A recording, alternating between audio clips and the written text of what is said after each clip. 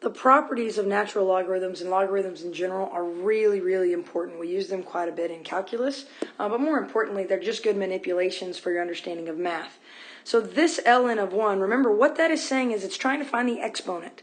So e is the base. So e to what power is going to give me 1? Well, that's got to be 0. So anytime you see ln of 1, you should know the value is 0. Now the next one is e to some power equals e. Well, that's just going to be 1.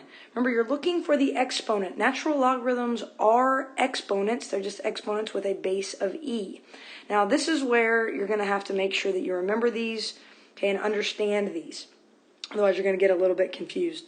So the idea of having two things multiplied together in the same logarithm means I can separate, and I can say that's the natural logarithm of a plus the natural logarithm of b.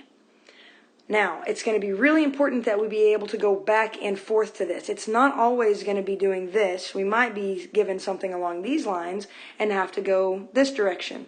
So it's really important that we be able to move through this. Now, the reason why this works, and this is important, so I want you to understand this and not just try to memorize the rule. Remember, initially, whenever you learned about exponents, and you had something like x raised to the third times x raised to the second. And we said, what are you supposed to do with these exponents when you are multiplying these same bases together? You were supposed to add them. That is what you are doing here. Okay, you are adding your exponents together. That's why you're able to separate them. Okay, so that should make sense. When you multiply something of the same base, you are adding the exponents. Okay, so both of these are equivalent to each other, but if you really take a look at what this is, it does make sense. So the next two properties are similar. So now whenever you have two things that are being divided, we're going to break that up into ln of a minus ln of b. And it's the same scenario, right? If we had x to the fifth over x squared, if we were dividing those things, we would subtract the exponents. And that's what you are doing. You are subtracting those, all right? And then one more. This one is the idea of raising a power to a power. Right? So we could take this piece and we could multiply that power times, remember this represents an exponent. So this exponent times this exponent. So we always drop this down and multiply it like so. This comes into play quite a bit. This is probably your most important property to know. And it's the one that tends to trip kids up the most for whatever reason. But the idea of having x squared all raised to the, let's do to the fourth power, something like that. Remember, if you have a power raised to a power, you are multiplying those powers together. That's why we can take that piece and multiply it. Okay, so it does kind of go back to some of your Algebra 2 skills. Now, there's a couple more that I just want you to write down that are not really properties. They're just more understanding pieces. So I'm going to make a little box over here. We're going to just remind ourselves that log base e of x, that is what the natural logarithm is. So when you see ln, that's the same as log with base e. Anytime you see, I'll make a little line right here. Anytime you just see log of x, that's the same as log base 10. All right, so this is the natural logarithm, and this is the log base 10. Okay, so that's your common base. That's what we call that, and this is your natural base. We also have a couple of other things. If you see log base b of x is equal to a exponentially, if I write that as an exponent, that is the same as saying b to the a power equals x. You need to be able to go back and forth. And then what I wrote earlier, if you have ln of x is equal to y, that is the same as saying e to the y is equal to x.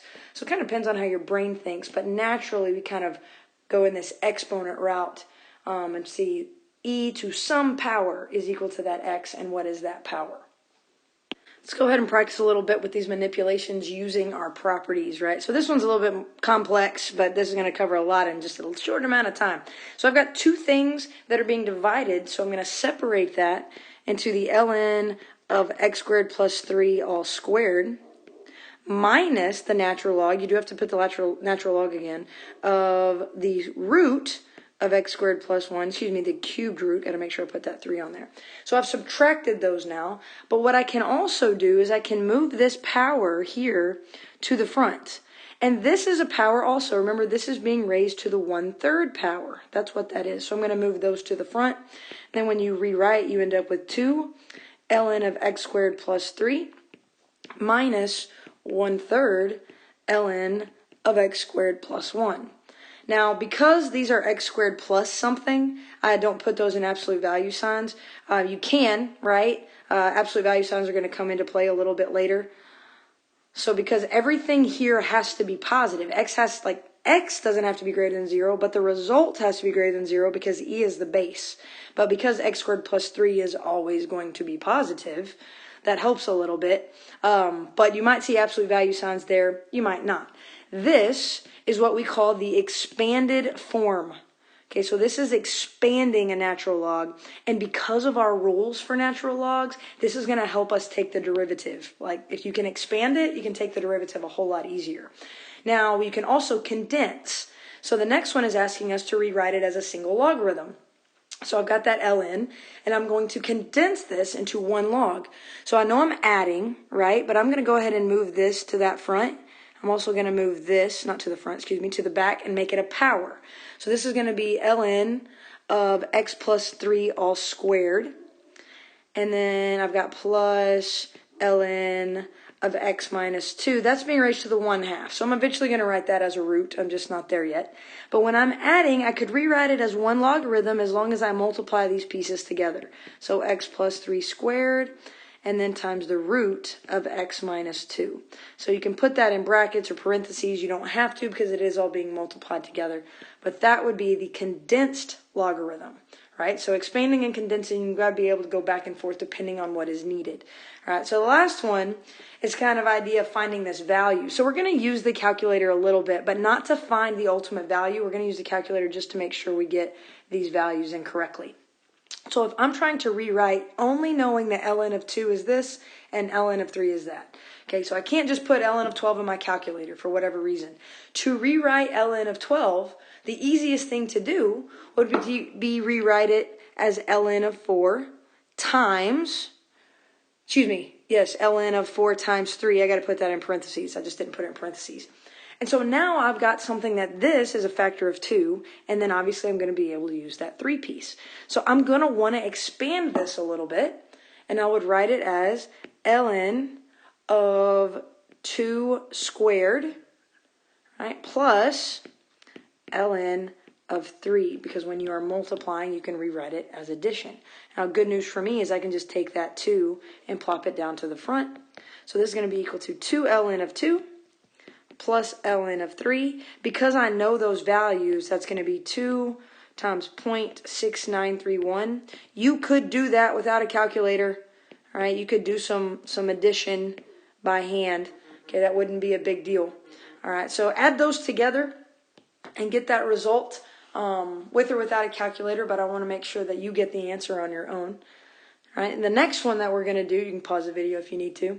The next thing that we're going to do, this is just ln of 2, but remember, this is ln of 2.